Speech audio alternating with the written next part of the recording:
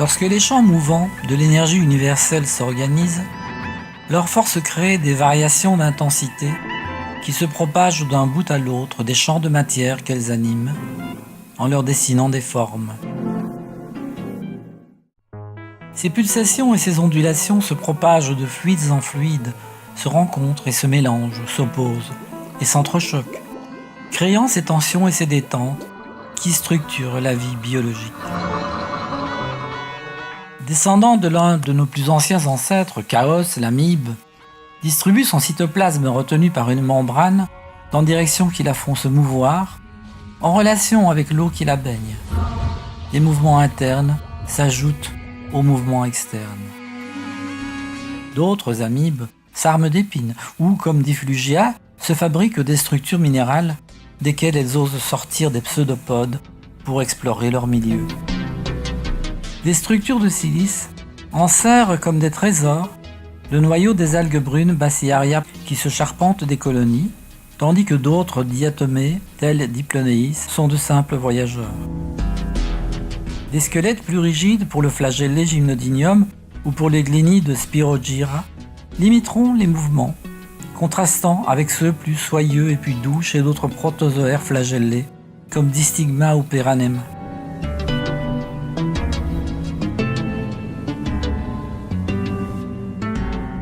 Des algues filamenteuses oscillatoires se coincent dans la silice d'Arcella, tandis que la bactérie Spirilium vibre sur toute sa longueur. Par les vibrations de leurs cils innombrables, les ciliés se déplacent et explorent leur monde avec élégance et certitude.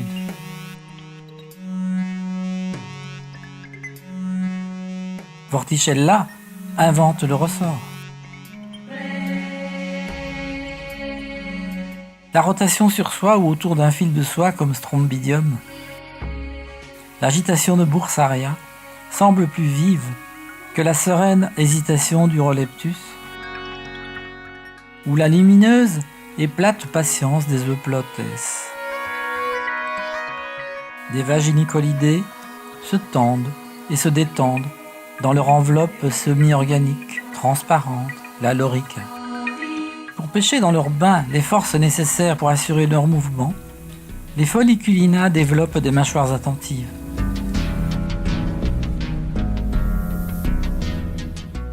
Pleuronema, des voiles fins. Des parasols ou des éventails garniront le rotifère Ptigura, ou des bras sensibles se tendront en pièges inexpugnables pour Stéphanocéros.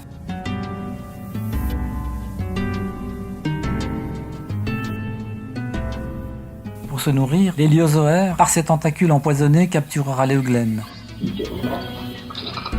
Vampirella laterita, en terrible prédateur, se déplacera pour sucer les forces de sa proie.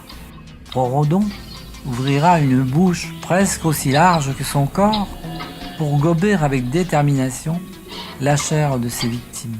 Les suctoriens enfin déplaceront de fins tuyaux pour absorber avec force par dépression le corps de leur nourriture favorite.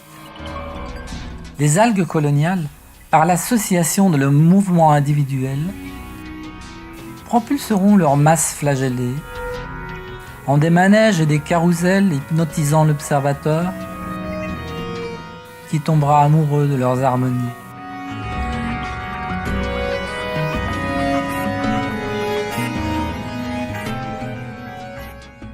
Viendra le temps de la reproduction, par conjugaison ou par mitose, qui dans ce cas divisera équitablement chaque organisme en deux, par des torsions et des déchirures implacables et définitives.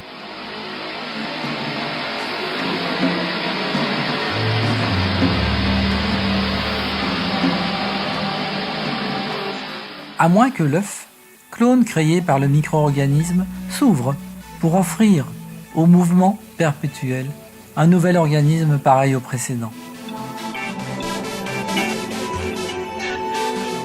Finalement, s'il n'a pas été digéré par un autre, le mouvement primitif du micro-organisme sera celui de la dissolution et de la mort.